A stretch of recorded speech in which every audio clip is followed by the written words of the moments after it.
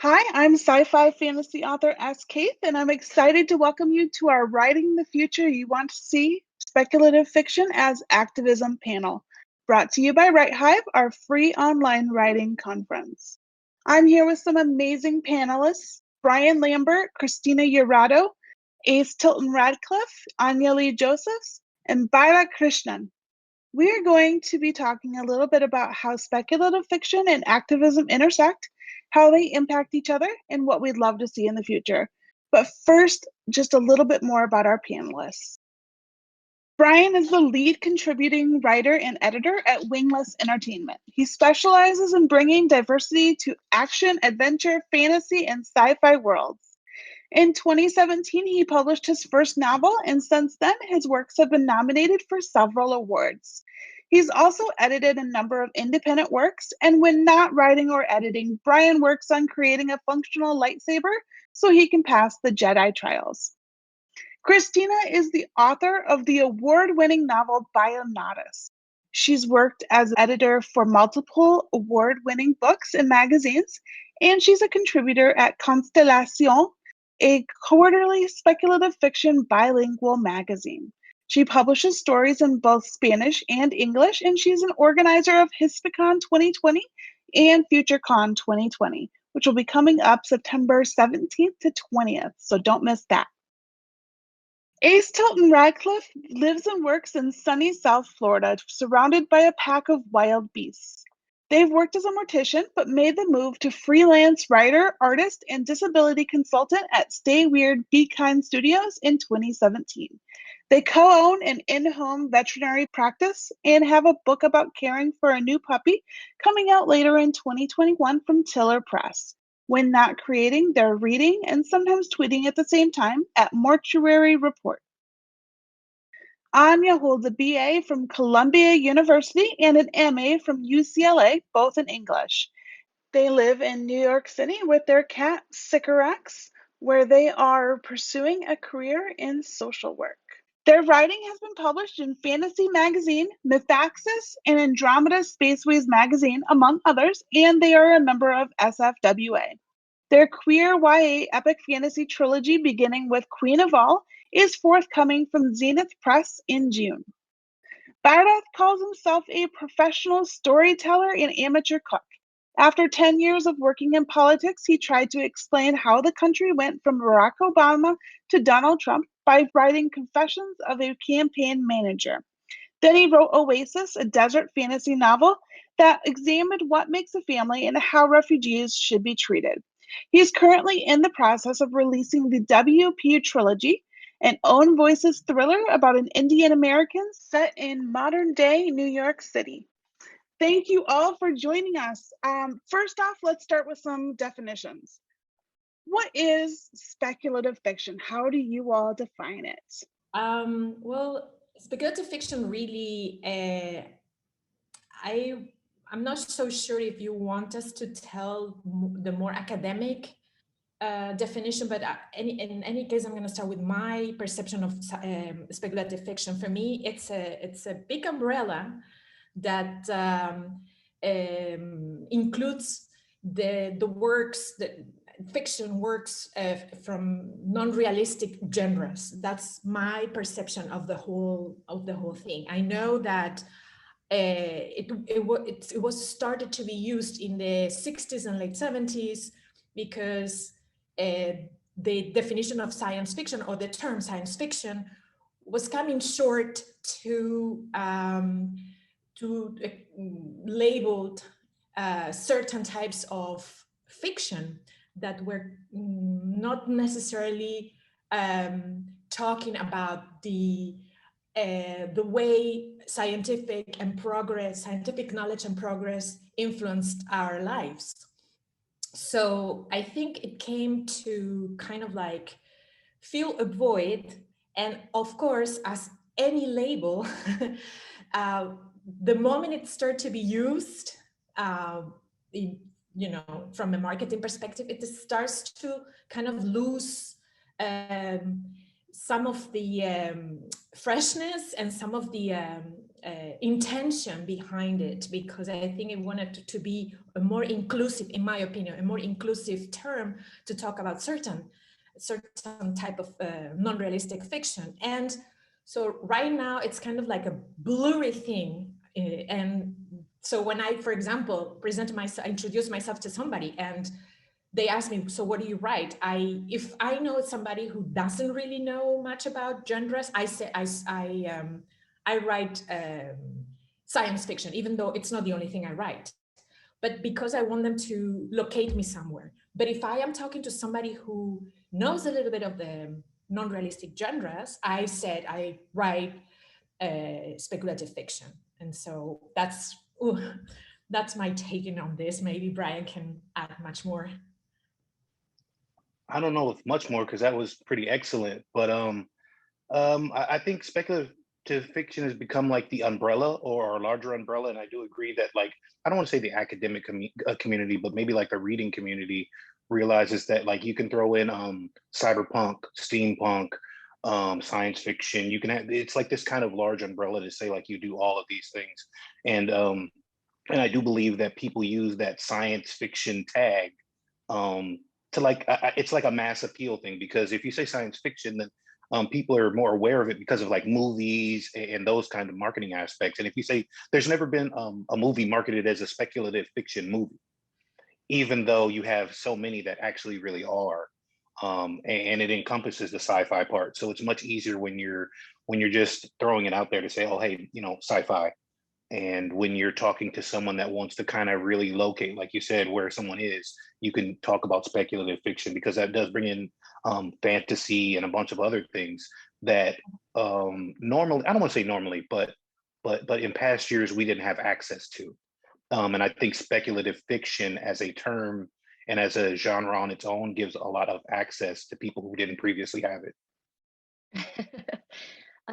Boy, that's a big one. I feel like speculative fiction, so many people tend to group it in sort of fantasy and sci-fi, but I think it's a really mutable genre. I think it can be a whole lot of things, and as long as the speculative part is in there, then then you're pretty much good. As long as you're kind of inventing something about the world that does not exist in our current time and place, then you're probably under the spec fic umbrella.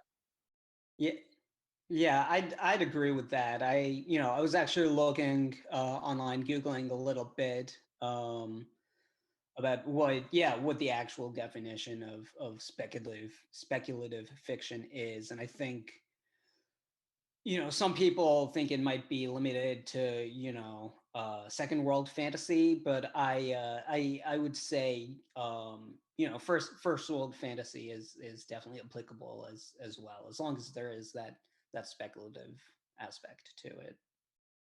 I think this is a really interesting question, because the history of how we define the sort of genres within speculative fiction is kind of a muddy one. What's fantasy? What's science fiction? What's horror? What are the intersections between those things? You'll sometimes catch me in a bookstore, looking at their science fiction fantasy section and being like, well, this shouldn't be here. This is really realistic fiction. Or looking at the literature section and being like, well, this is really sci-fi. And so I think speculative fiction has really come into use as a broader umbrella term that loops in together all of those science fiction, fantasy, horror, magical realism, lots and lots of different genres. I think of it sort of definitionally as any work that couldn't take place in the real world as it currently exists. And if we look at the meaning of the word speculative means, right, it's asking questions about things.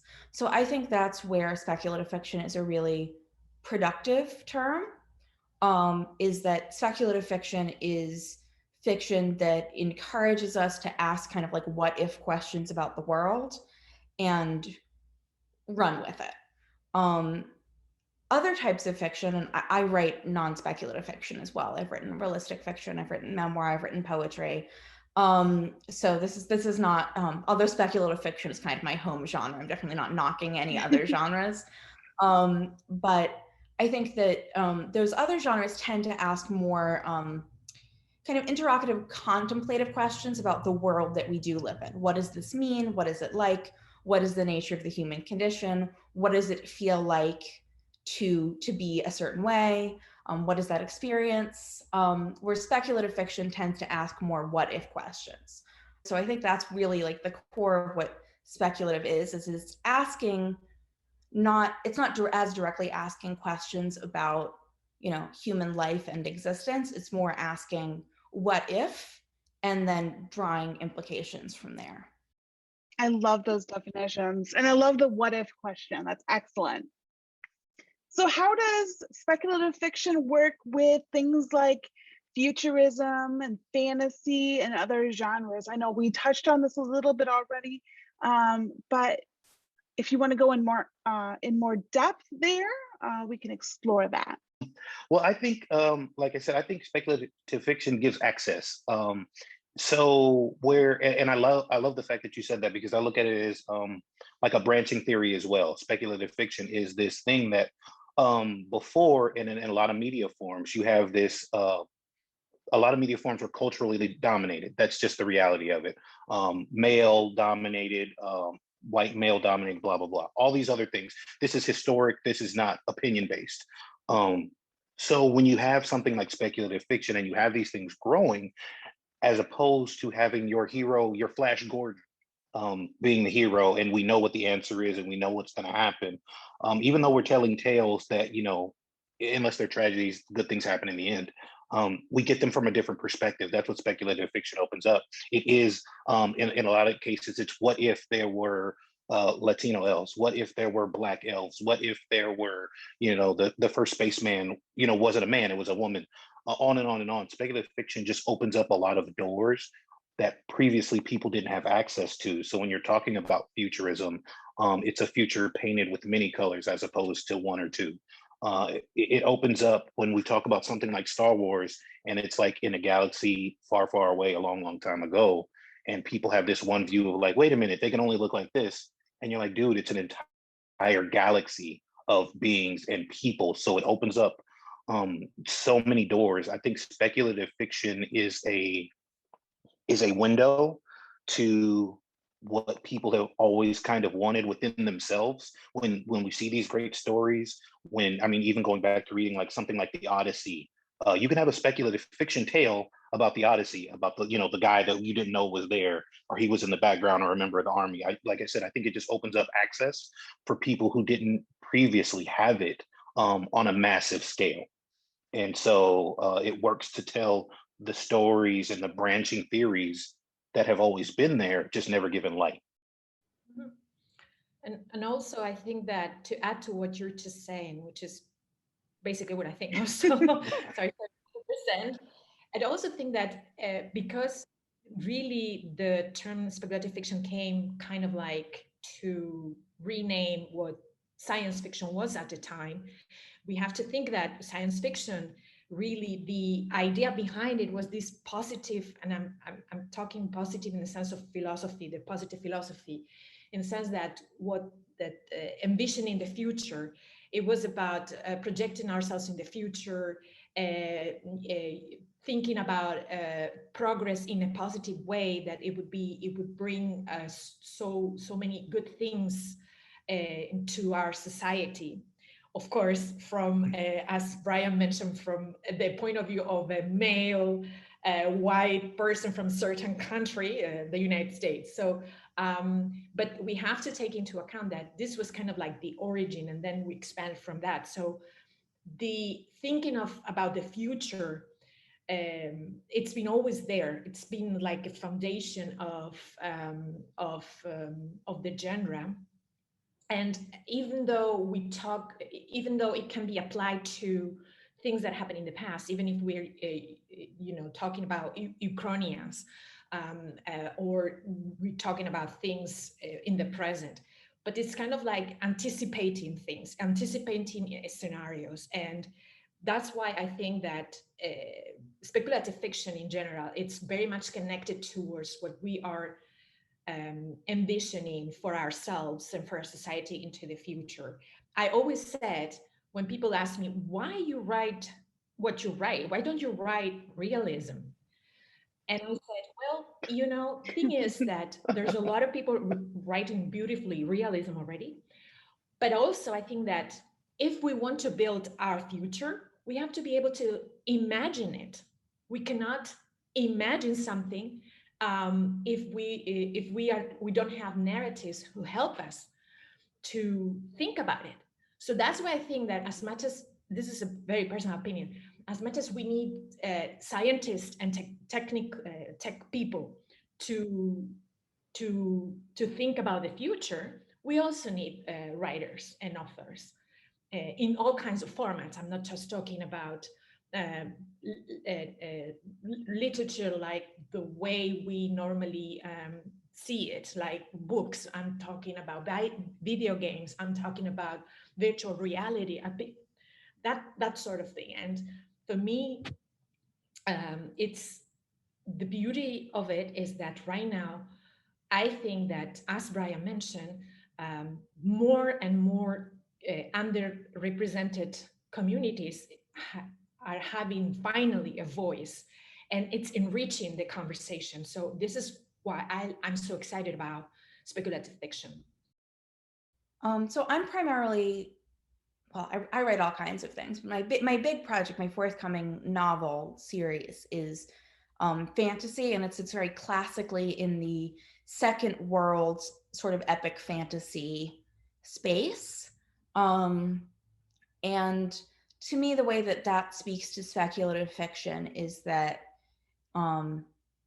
I've described my book as kind of like a classic coming of age, coming out YA story, as there are more and more sort of LGBTQ coming out narratives in literature, but set in a fantasy world. So what would it be like to have this experience of growing up, realizing your orientation, having a first crush in the sort of, pseudo medieval fantasy world where you don't necessarily have language for that? And that's where I think kind of the what if questions come in speculative fiction within, I'm talking about like high fantasy or epic fantasy, especially, is the what if questions of like what would it be like to be having this experience in this other world?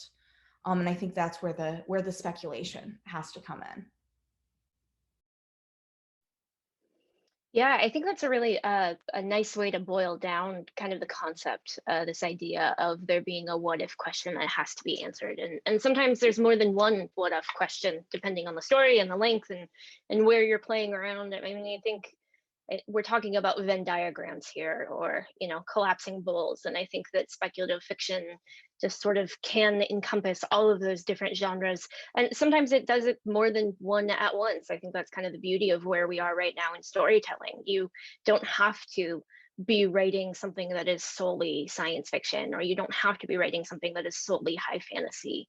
I think there's a lot of just complex blending that's happening in so many different ways. That's such a that's such a good point. I really like so my my book that would have come out by the time this panel airs, Privilege, is a Own Voices political thriller, but it's very much in the vein of speculative fiction. I really like what Anya said about the what if question. The what if question for Privilege is, what if white privilege was an actual drug that you could take? And so kind of exploring the political themes of that, how it affects people differently depending on their race. Really, really liked that, Anya. Hold on while I immediately add that to my pre-order list. That sounds so cool. Thank you. Yeah. Yeah. Awesome. So let's finish off our definitions with activism. How do you define activism? Is it always high stakes, or is there a place for the saying that joy is resistance? I think you have to have joy in activism, because otherwise it just crushes you and you can't continue doing any of that actual work. I think if you want to get really picky about a definition, activism is the work of making your voice or uplifting the voices of others to be heard past what we normally look at as the paradigm that we exist in, which is one where white privilege is kind of a drug, is certainly something that is in every part of everything, where being a cis het straight person is more normal, not that anything is normal, for what people expect, where being non-disabled is what people expect, even though we know that that's not actually what most of us are, lots of us are. I think that activism is the work of uplifting the voices that don't fit into the regular expectations of society and the way society works. And I think there has to be joy. And I think that's part of the beauty of activism is about community, and where you find that community, you so frequently find joy. The disability community for me is a place where there is just so much joy. And I frequently talk about living with a degenerative disease that is rare, and it took 10 years for me to find a diagnosis. If I didn't have the community that I did online, I would absolutely have completed suicide without them. And I think in the queer community and in the trans community, that are two other communities that I'm part of, you have to have joy, because so much of what we consider to be normative in society, I think, is frequently trying to crush that joy out of us. And so if you can't reach for the sunshine and you can't find those places of happiness in your activism won't be successful, and again, you're just going to be crushed. Yeah, I think about this a lot. I'm sort of a lousy activist in like all of the classical ways that we think of activism. Like I find community organizing spaces incredibly stressful because of all of the terminology and the inter-community conflict that with my own, mental health needs, I find really stressful and challenging to navigate. When I was in high school and college, I worked for a feminist advocacy organization that did some more traditional like political activism. And like I was bad at talking to senators, and I was bad at starting letter writing campaigns. And when I go to marches and rallies, I have panic attacks and have to be escorted out by the medics and make everybody have a harder time. Like all the kind of things that we think of as, I think, activism, all the things that we see as big picture activism. I don't enjoy them, and I'm not good at them. So I don't even know if I think of my other kinds of work as activism, but I definitely see them as, in Judaism, we would say tikkun olam, which is repairing the world. And that's sort of the way that I contextualize a lot of the things that are usually thought of as activism, as like the work of making the world a better place for everyone, a place where everyone can live with happiness and freedom and dignity and fairness. And so I see, for me, I think it just makes sense. And it's a way to, treat myself with that same care, to choose to work towards a better world in the ways that work for me. So for me, that's interpersonal work, social work, which I'm in school to hopefully become a therapist within a couple of years, and work with folks directly that need care and support, and to build up their own internal resources. And I also very much do see writing and art as part of that kind of work. Not necessarily, I wouldn't even necessarily say that I think the act of writing is activism for me. And I often actually, when I'm talking to young, or not necessarily young, but beginning writers, marginalized writers, I often try to emphasize that your writing doesn't have to be activism. Like we don't put that burden on straight white men who want to be writers, that they have to do the work of repairing the world with every word that they write. So I try to take that burden away from myself, and I try to take it away from like my writing students and some folks I've talked to early in their writing journey, that they should have to like carry that weight of activism. What is activism to me is publishing. If I only cared about my personal journey of writing, I would keep my book to myself, or maybe share it with a couple of friends so they could say nice things about it. I'm most of the way through the traditional publishing process now with Queen of All. Queried, submitted, publisher, edits, more marketing, everything. And, now it's getting reviews, and that's a fairly stressful and heinous process. And to me, that's the part of it that's activism, is the decision to say, I think this is a piece of work that could make a difference in the world, that could help in that work of repairing the world. So I'm going to take this step of putting it out into the world, even though that's hard. More than writing, I try to think of writing as being art, but sharing your art can be activism. That doesn't have to be for everybody, but that's what works for me. I love that. I don't really have anything to add to what you and Ace said. I love the idea of repairing the world. I think that's fantastic. Yeah, I think it's a really valuable way of looking at activism. A lot of times I think a lot of what I have not found sustainable about activist culture is that it can come from a place of very righteous anger. And I'm not saying that anger is the wrong affect to feel towards injustice at all. Just for me personally, that's really hard to sustain.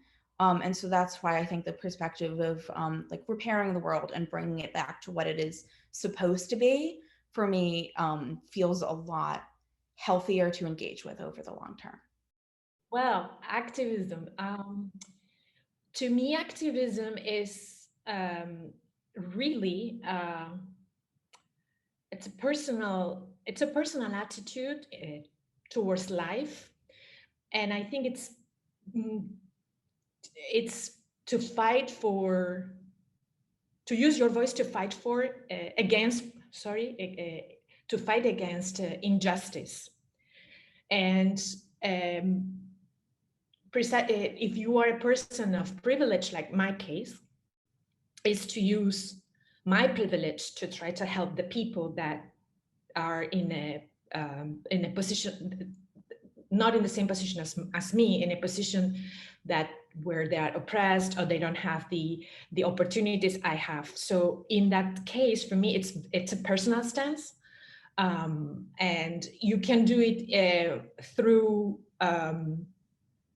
very, very normal things, like, for example, making sure that you teach your kids to not tolerate certain language that is transphobic, homophobic, racist, etc., or elitist, etc. And also to use your craft to bring awareness towards certain underrepresented communities. So you can do little things to change the world, or you can go for maybe using your own work to try to also tackle those things. I love what you said, and I agree. And so I was born in 1981, and so that means I grew up in 80s America. And so for me, like you said, it's a personal stance, but for me, activism is living. Activism is breathing. At the time I was growing up, there were so many statistics on Black men. And if you were from a single parent, if you lived in a certain place, if your single parent made under such and such, you were never going to be anything. The odds against you were so very high that it was, impossible for you to survive. And being a 40-year-old man now, activism is life. Like I said, it's panels like this. It's your writing. It's getting up every day, and it's the little things. Obviously, there are big grand gestures that we all have, protests and petitions and whatever else we do. That's like the grand activism that, leads to what we had last summer, where you've got protests around the entire world about what's going on. And those things are great. And so I will never take any credit away from them. They're amazing. And it was a beautiful thing to see people doing that with us. Activism also, to me, is like I said, that very personal, when you wake up, when a child sees that they can do what you do. When we go, and I imagine you do, go talk to schools and do career days, and you have that one person that's like, oh, you make a living writing, or how did you do it, or I have a book, and you take that little bit of time to instill in them that they can do it as well. Because again, without attaching it to either gender or culture or nationality, you do have a group of people that are privileged, so they assume already that they can do it. There is no blockage to, they can do anything. And then you have other groups that they never see it. And so I also think that goes into speculative fiction. If you can see it, you can believe it. Like, nobody believed there was going to be a man on the moon, and then like somebody writes about it, and then somebody does it, and then we do some research, and then they get there, and it's like, oh, we could have done that. So there's got to be that kernel and that idea, and I think that activism, like I said, is breathing, and it's planting that idea even in your own mind, and instilling that in others, even at the smallest level. Awesome. What are some further ways that speculative fiction can be used as activism? We've already touched on these, but this is a chance for you guys to go more in depth if you want to. I think a lot of it has to do with world building. We know that within speculative fiction of one form or another, you are doing some world building, whether that is that you're taking what already exists and tweaking it a tiny bit, or whether you're creating a completely separate world for yourself. You have the opportunity to ensure that, maybe you're building a world where patriarchy isn't the be all end all. Maybe you're building a world where, being straight isn't the expected, or where being trans or non-binary is more normalized than it is. Maybe it's as small as you don't have to deal with the confusion of introducing yourself to somebody using they them pronouns and them needing a full 10-minute breakdown on how that works. I think it's in the way you build your world, the way you write your characters. You have the opportunity to create characters who are as diverse as we are, and who represent all of the incredible ways that humans can be different. I think those two places are really important places for including activism. And I mean, sometimes activism is just being seen. And so if you open up a book and you see a version of yourself that you don't see frequently, or you sit down with a short story and you see a version of yourself that isn't something that shows up normally on a top 10 list or whatever, I think there's a quiet activism in that as well. And absolutely, I love this. I love what that quiet activism. That's great. What are your characters? What are their implicit biases? What are their food options? Growing up, I in Southern Virginia, I never saw not even Indian food, but South Indian food, which I'm South Indian, and South Indian food is generally not the food you see in Indian restaurants in America. That was a foreign concept to me, and it contributed to me not liking South Indian food for a very long time. And so yeah, that quiet activism, and so in Privilege, my characters eat South Indian food. Something as small as that, we always say, if you can see it, you can be it. I think that quiet activism, that's really, really important. I think that's such a large role in what we all contribute towards speculative fiction as activism. I think there are really two places that I see speculative fiction as kind of excelling in activism.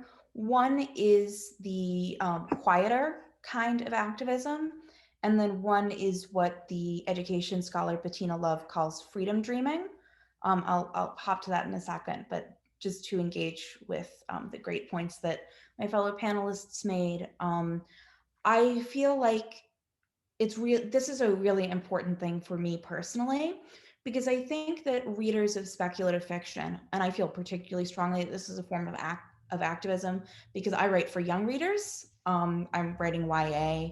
Target demographic is like 12 to 16-year-olds. And I mentioned this in our last panel that we recorded together, Ace. The people who are drawn to speculative fiction are often the people who are outsiders in some way, who are drawn to worlds where everything is imaginative, where you can imagine things being different. But speculative fiction itself can be fairly regressive as a genre. Still, by far, the vast majority of protagonists are white, heterosexual, able-bodied. And also the world building, even if the protagonists are not themselves, even if there's diversity among the characters, a lot of times the world building comes from an assumption of this kind of like pseudo-medieval, pseudo-Christian Europe, where high fantasy especially is very often set. And so I think there's a kind of quiet activism in, for instance, like my fantasy novel contains an invented language, and instead of being based off like Latin or Middle English, as such things usually are, it's based on Hebrew and Aramaic, just because that's my culture, and I never saw that represented in a fantasy novel when I was growing up. So that's, that's awesome. One place that it gets built in. The food as well. I also think the bigger project that's part of that is, so it's a scholar's term, it's not mine. And she's a scholar of education, and particularly confronting anti-Blackness in schools. And she talks a lot in her work about the way that we've constructed a society that really constrains the different kind of possible futures that we can imagine for ourselves. And that a big part of the project of liberation in schools especially is encouraging young people to dream of the possibility of a freer, better future for themselves.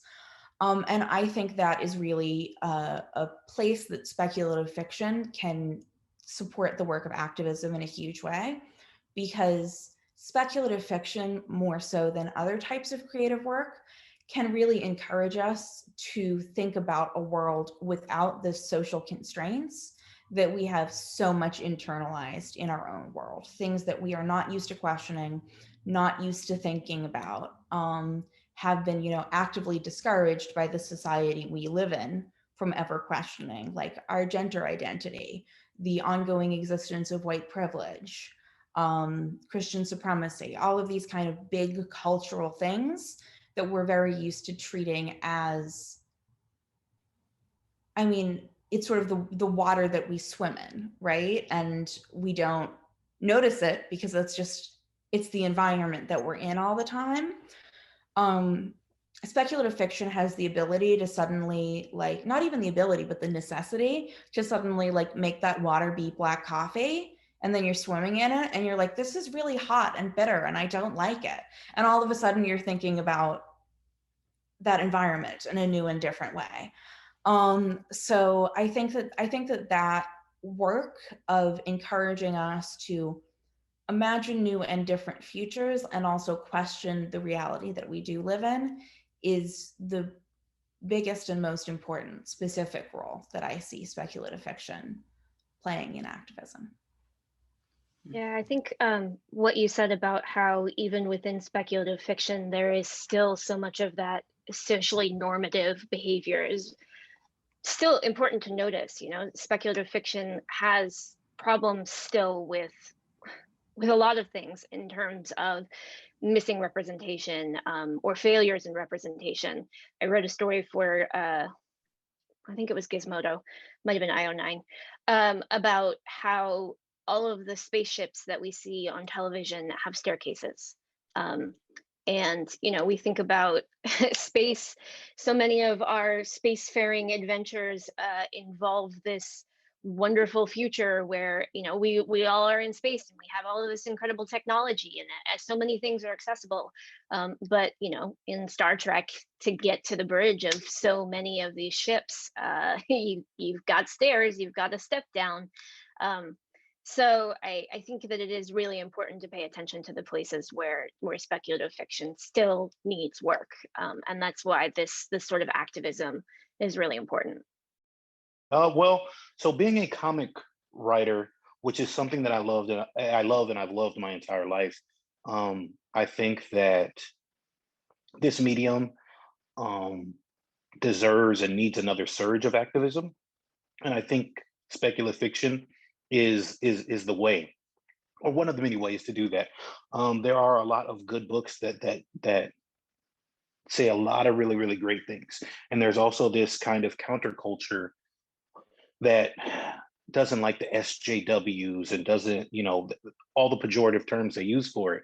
But I see speculative fiction as something that has always been about social justice. And I see people and activism as always things that should be about social justice. And I think the more that we're able to write about it and the more we're able to add more voices to it, the stronger it gets. I can't fathom personally a reason why anyone would be against like social justice. Like those are two good things. There is no downside to that. So I believe the more voices you add to speculative fiction, the more expansive speculative fiction becomes, the more that it's recognized as a far-reaching and powerful tool. I think that I feel like the energy that it creates more energy. It cycles that energy. So speculative fiction as it is infused into whatever form of writing or whatever form of media we're doing only galvanizes the activism that's intrinsically attached to it. 100% agree.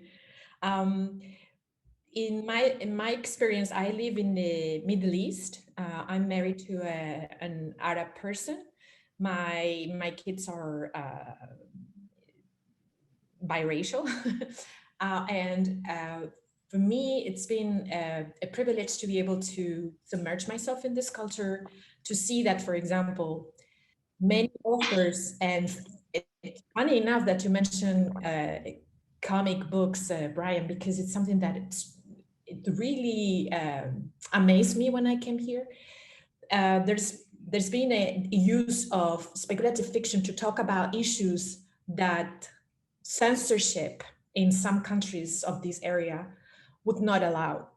So you cannot write things about the corruption in the government, for example, in a realistic way, but you can use dystopias, for example.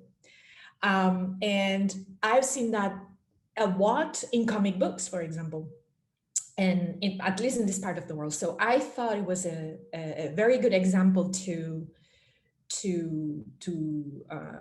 show what activism in literature, or not that, but what literature can do in terms of activism, because it really brings a way to bring awareness to things that otherwise would be very difficult to tackle.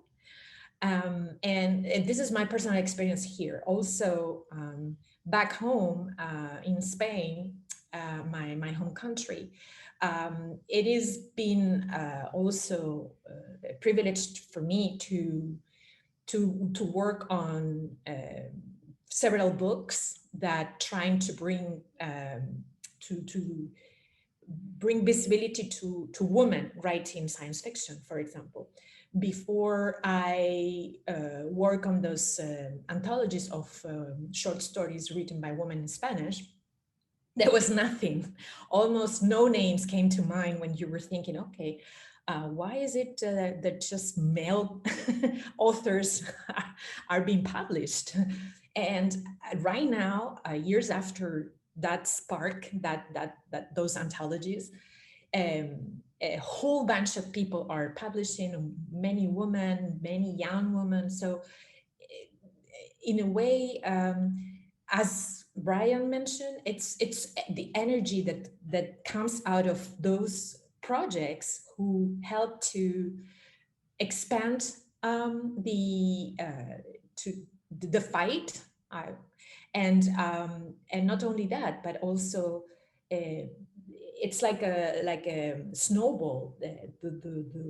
Once you start, it's unstoppable, and some people, this is another topic entirely. Some people think it's fashionable, like, okay, this is in fashion now, but I don't think so. I think that, in my opinion, there's nothing, as Brian said, there's no downfall to social justice. It's something that everybody should stand for. And I think literature and speculative fiction has a unique way also to, in my opinion, attract young people, young readers, which is something that you want to, when you are fighting for social justice, you want to engage the young generation. So that's how I think you can do that, through speculative fiction.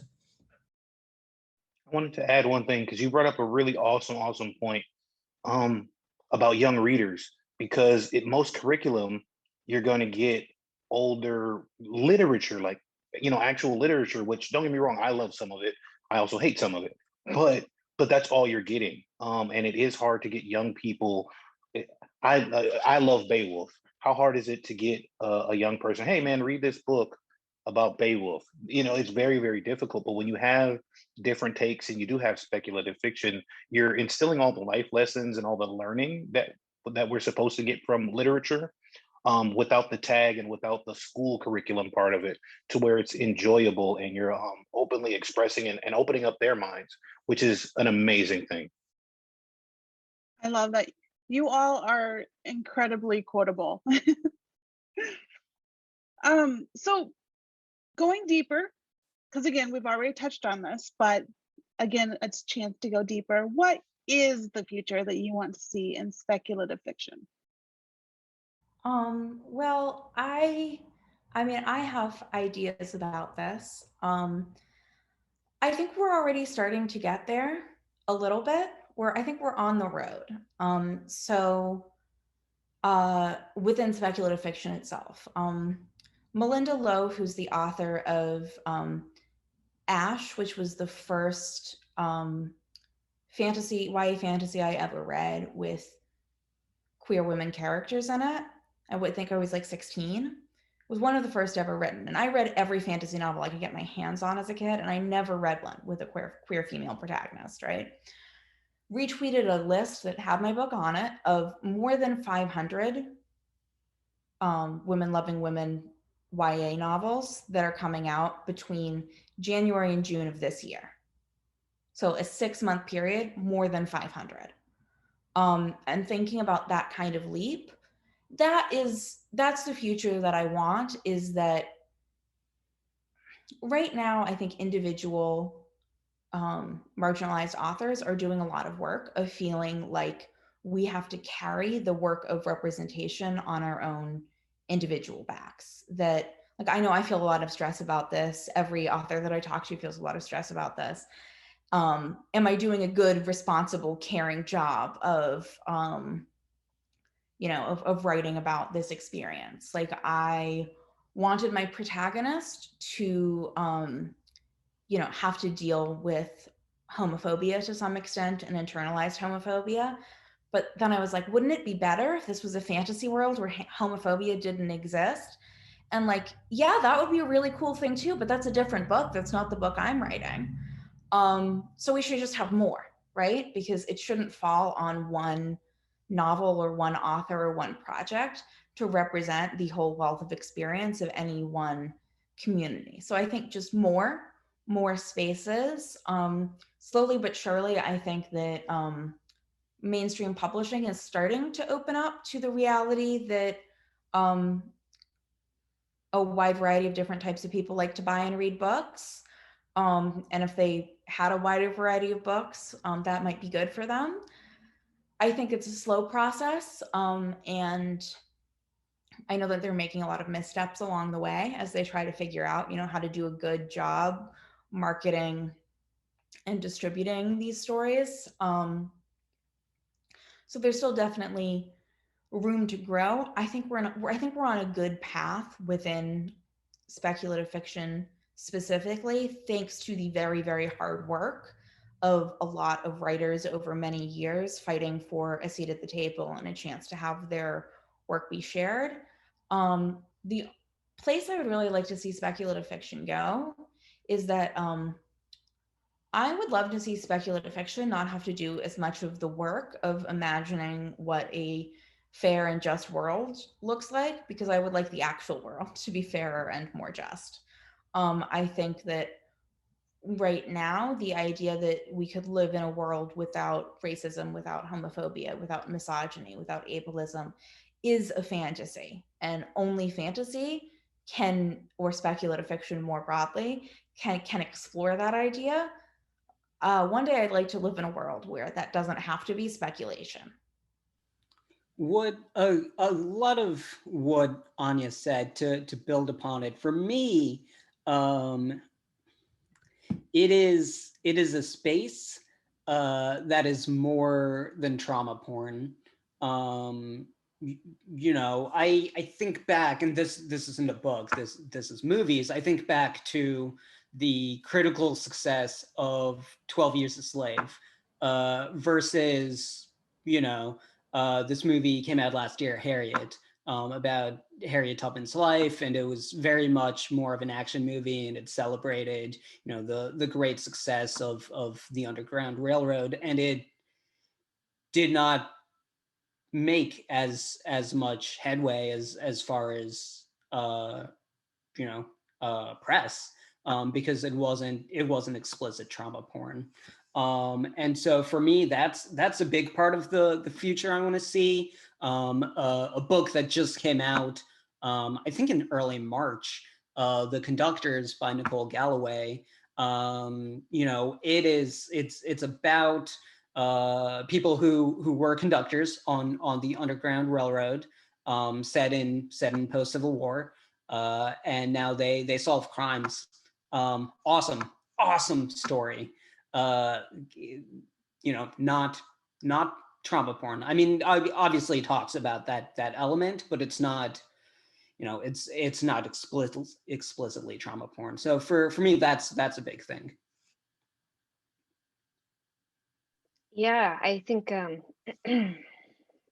that's so important when we get to have our stories where the minority characters get to actually just exist without having to hurt for the audience to find that to be interesting. You know, there's this quote from Ruth Bader Ginsburg that I think about when I'm asked these questions, and you know, obviously she was wonderful, and she was also a person who we could have a lot of complicated discussions about the gray area. But she said, when I'm sometimes asked when there will be enough women on the Supreme Court, and I say when there are 9, people are shocked. But there'd been 9 men, and nobody's ever raised a question about that.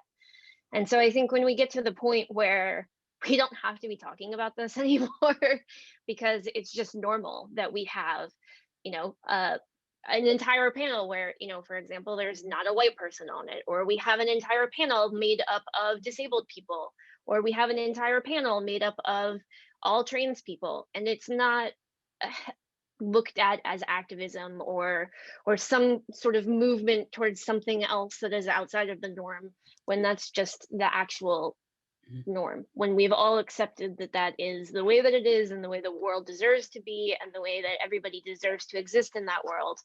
I think that's what I want out of my speculative fiction. And to jump off of the no trauma porn, I would love stories about disabled people that don't involve trauma porn and inspiration porn. I think we still, yeah. I see disabled people, which is like lots of other groups, a group that can encompass so many other types of people. And I see disability as something that gets left out a lot. And so I want a world where I want speculative fiction where that still exists, where that's not something that is left behind, or something where the disabled character is there to be inspirational and then killed off for the benefit of somebody else. Ooh, what future do I want to see in speculative fiction? I want to see more of everything. I was on an I had someone ask me a while ago, like what stories need to be told, and obviously they were asking from an African American male point of view. And my answer to that, and my answer to this, is all of them. I want to see everything. Now, again, I studied Grail lore in school. I loved it. I still love it. I love Greek mythology and Greek literature. I love Norse mythology and Norse literature. But having said that, I want to see everything. I want to know what I don't know about Latin cultures. I want to know what I don't know about Mayan cultures and African and Eastern Europe. There are just so many stories. Stories in the American collective consciousness have been dominated by, what we call the white cis het male for as long as we can remember. And those stories, again, I've enjoyed a lot of them, so I'm not going to say that I haven't. But if I think about the years of stories, how many thousands have been put out, then that means that all these other cultures, all these other storytellers, all these other people have missed out on their stories for that amount of time. So I want to catch up. I want to see all of these expansive, immersive stories that have this all inclusive kind of a culture to them. I the larger the world gets, the smaller it gets. And that's what I love about speculative fiction. You see how many similarities there are between people. I even personally consider something like the movie The Book of Life, or, something like that, speculative fiction, because there are things I didn't know about the Day of the Dead. There are traditions I didn't know, but it's expansive again, and it imagines a world where these things have happened, and that's beautiful, and that's what I want. I want to see speculative fiction continue to be this tree that branches in so many different directions, that gives life to so many ideas and to so many people. Well, I agree totally with Brian that all you want is to see more and more of everything. And it's hard to keep up with the new things that are coming up.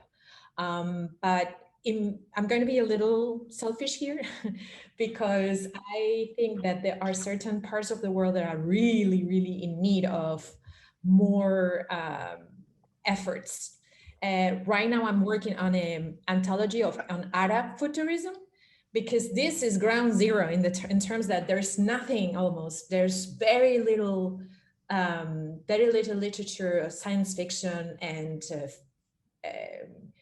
speculative fiction from local Arab authors, and the same way that we are trying to work on Latin American and Caribbean authors to be heard more in the international arena. I think also it has to happen with other regions in the world, with the Middle East. Brian mentioned the Eastern Europe. We don't know much about what is happening there. And well, we know about the Russian tradition, of course, but there's much more than that in Eastern Europe. And we are starting to know a lot of what's happening in the Far East with the Chinese science fiction and the South Asia. In amazing things, amazing authors are coming out of India and Pakistan and Singapore and et cetera, and that's very exciting. But I think that there are some, like, for example, this initiative that I'm talking to you about, this anthology of Arab futurism, I think is really, really, really needed because there's nothing. So we have to start from somewhere. And so I'm sure there are others too, but this is what I can tell you from because it touches me in particular. And I think that that's such a wonderful part of creating, because what touches you can touch somebody else as well. So how does own voices play into speculative fiction? Can speculative fiction that's diverse be created by people who aren't part of a marginalized identity? I'll take a swing at it. I don't know if I'm going to be any better, but I think that that voices, initially at least, should be owned by the people that they belong to. Now, that is not to say that only Black people can write stories that star Black people, and white people can only star. I think that's too black and white, no pun intended, to say. But I think that you do whatever culture is being represented a disservice if they are not allowed the opportunity. If I, as a man, which we've seen again historically, I'm writing parts for females, they are not represented correctly. There are just so many things that are wrong or that can be wrong. Now, that doesn't mean that exclusively no man should write a part for a woman. No, but if we have something that is supposed to come from the viewpoint or come from the source, how do you have a tale of women written by a man? It doesn't make sense, but we've done it for so long. So I think that, and I've said it before other places, for me, American movies, you can always tell when an American movie that stars Black people is not written by a Black person, especially an action movie. There's going to always be a part where someone does something and the two people are about to fight and somebody runs up in the middle and is like, hey, step off. Again, I'm a 40-year-old Black man. Black people haven't said step off in 20 years. It's antiquated language. But if you're not part of that community, you don't know. So if we're talking about owning these voices, I think we've seen it with Black Panther. I think we've seen it with Crazy Rich Asians. I think we've seen it with, countless movies where when you have the people of that culture steering that cultural ship, it rings more true and it gets the point across of not only the beauty of that culture, but the intelligence, the richness, and all the nuance thereof. So I think it's very important to, again, not to necessarily exclude anyone, but just like we have, and I don't want to say allowed, but just as that white male gaze has been the barometer for so long, these other gazes need to be the barometer of their own particular genres, right? There's always crossover where it's just everybody's in this. Okay, cool, no big deal. But when we're talking about something that's culturally based or gender based, then the gender or the culture needs to at least have the opportunity to tell it from that true standpoint without, again, the male gaze or the cultural gaze or something else. Totally agree. And I agree also that there's other ways to help if you wanted to really give your energy into those projects. For example, what I'm doing, I'm not writing about this part of the. I could maybe, possibly, something that maybe I do in the future. But I know there is a need for the local people to be heard. So I'm going to work hard to make them be heard. And you can add to the projects with your own energy and with your experience and with your connections, etc. And you're still part of the activism, but you're letting them get in the spotlight, because this is what is it about, it's to give them the voice. And I personally hate when people say, oh yeah, well, you're doing this because it's fashionable, like what I mentioned before, or because now you have to do those things and bring diversity because it's part of the, it's becoming kind of like a marketing strategy. If you wanted to be,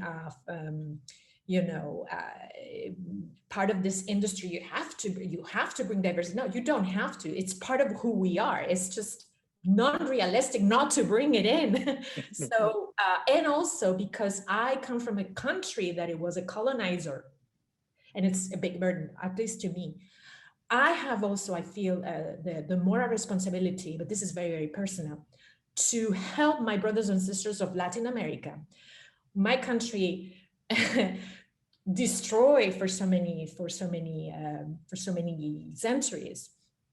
I think I should help them have the voice that we took away. or we try to take away. Thankfully,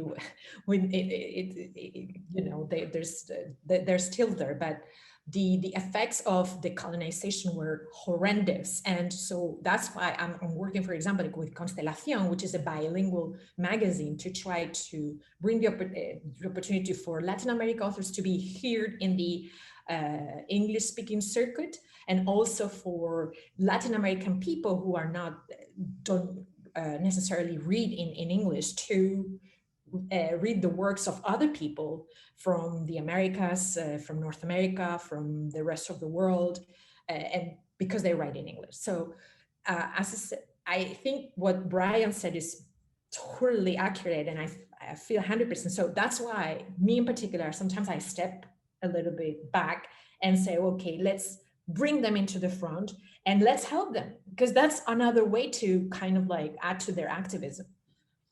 Yeah, I think in some ways, we know that in the society that we're set up in, white voices are uplifted over many other voices. We know that non-disabled people have a louder voice or are given more, credence.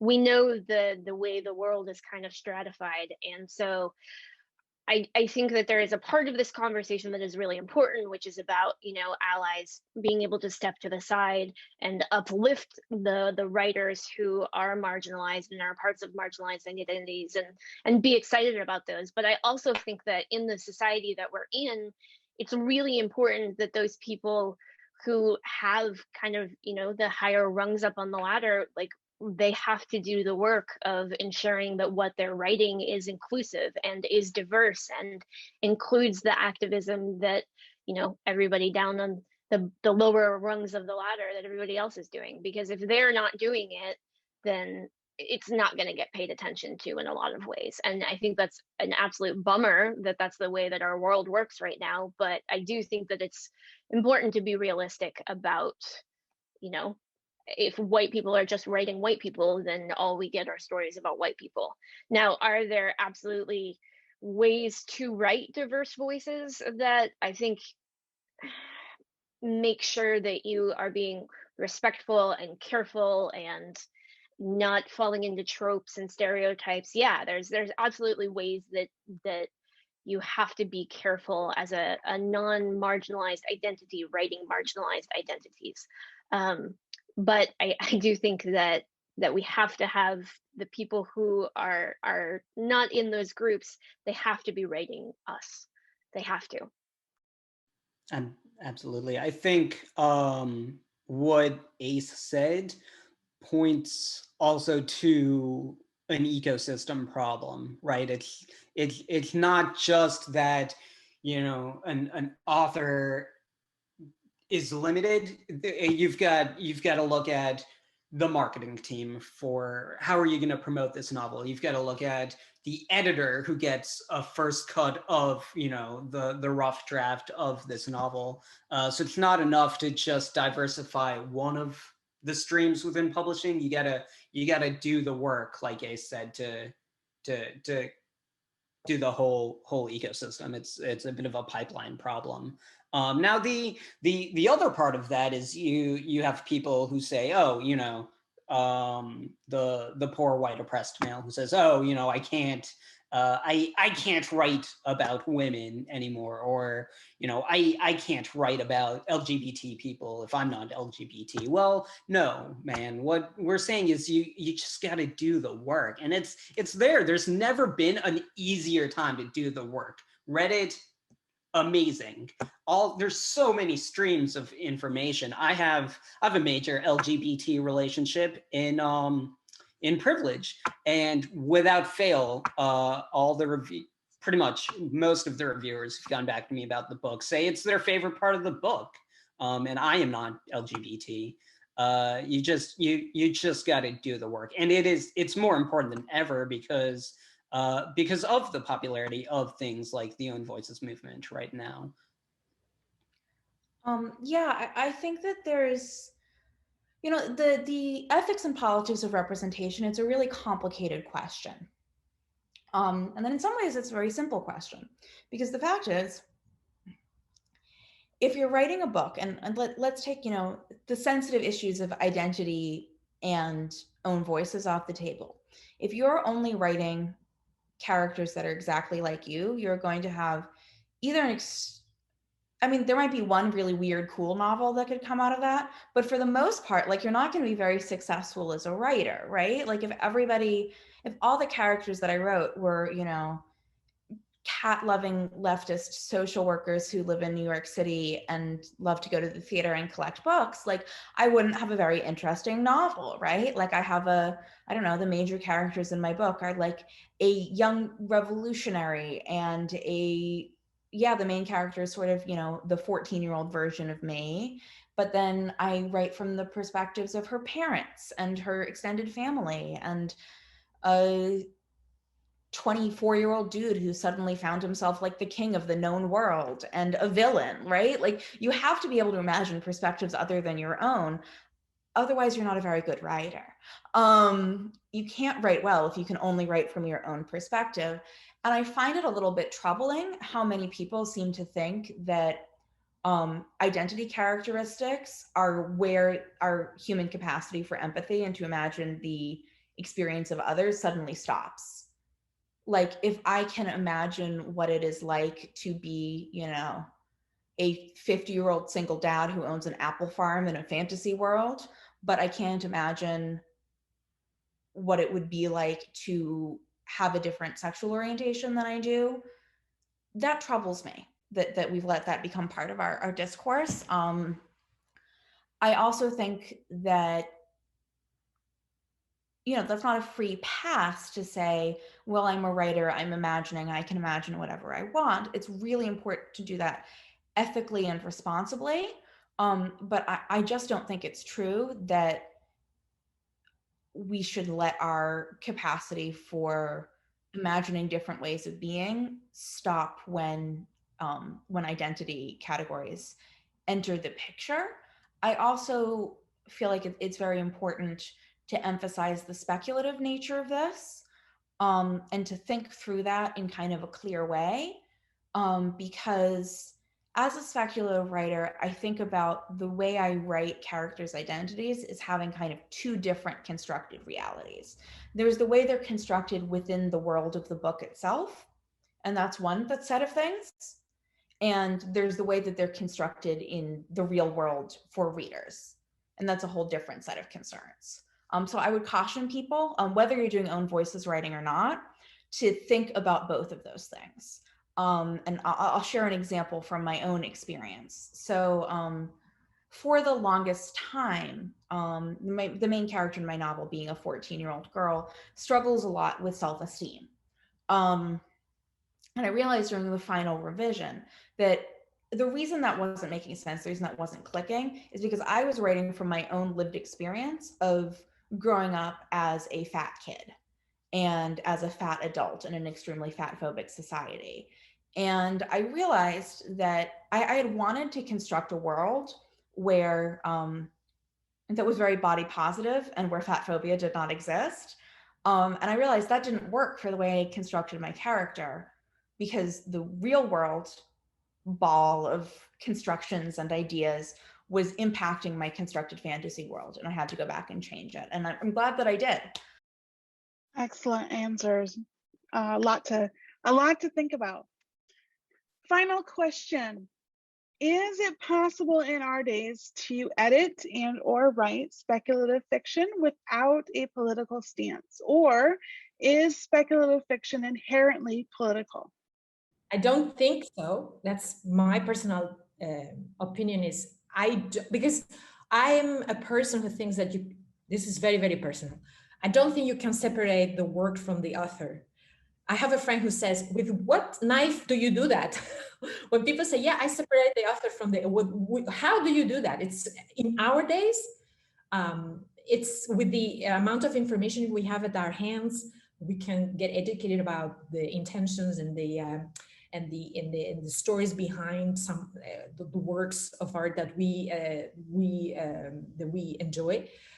I think right now everything is political, in the sense that just the act of writing is political. I don't know. I love what Brian you- said about living out of your craft.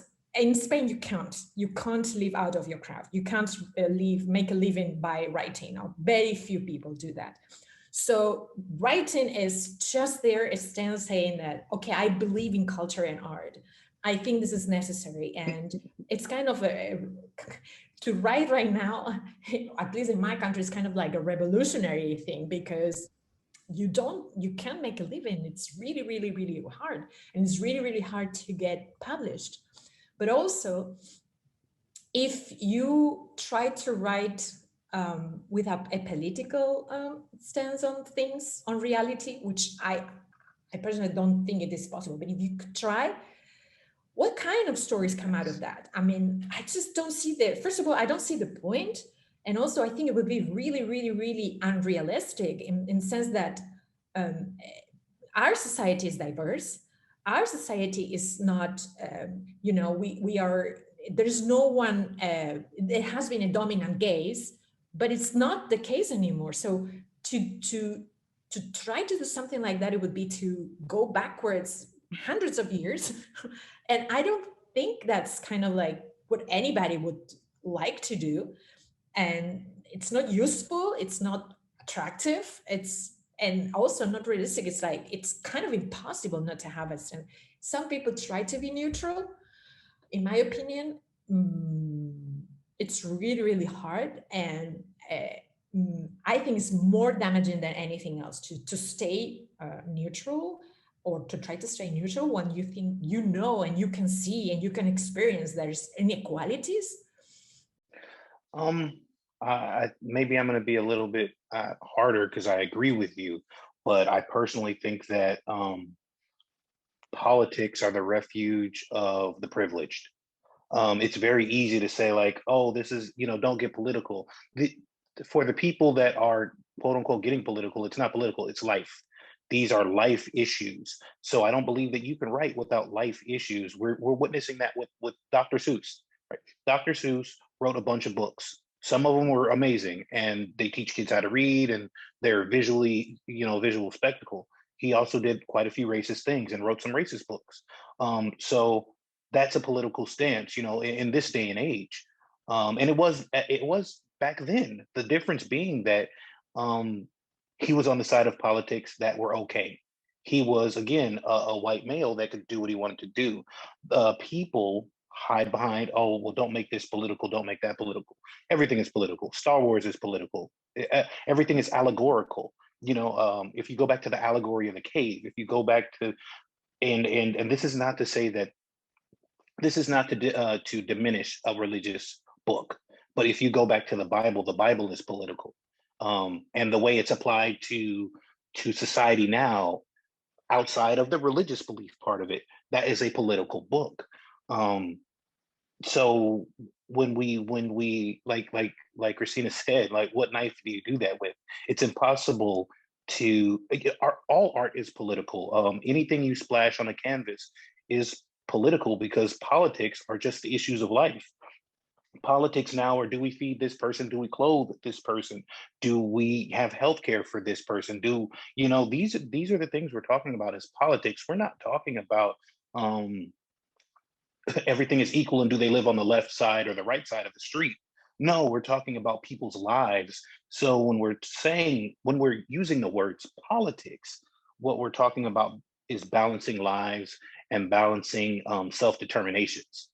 So it's impossible for something like speculative fiction, and honestly, I believe any type of art, to not be political, nor should it be. Like you said, it's very damaging to, how do you write a neutral story? We have heroes and villains, and it doesn't matter, honestly, if you're doing the horrendous thing, but you just believe you're on the side of right, that's different than actually being on the side of right. And the person who is straddling the middle, while there are horrific things going on, is helping the person who's doing the horrific things. So I don't believe that speculative fiction can be divorced from activism and divorced from politics, nor do I believe it should be, because it is so important, and it is giving a voice to the voiceless is policy. It is power. all of the things that we used to fight for with swords and shields, we fight for with words, unless we are a government entity. And so the power that was once wielded with fire and pitchforks, now has to be wielded with a pen. And instead of calling it war or revolution in certain cases, we call it speculative fiction and politics. Bharat, I am super interested in your answer to this one. Yeah,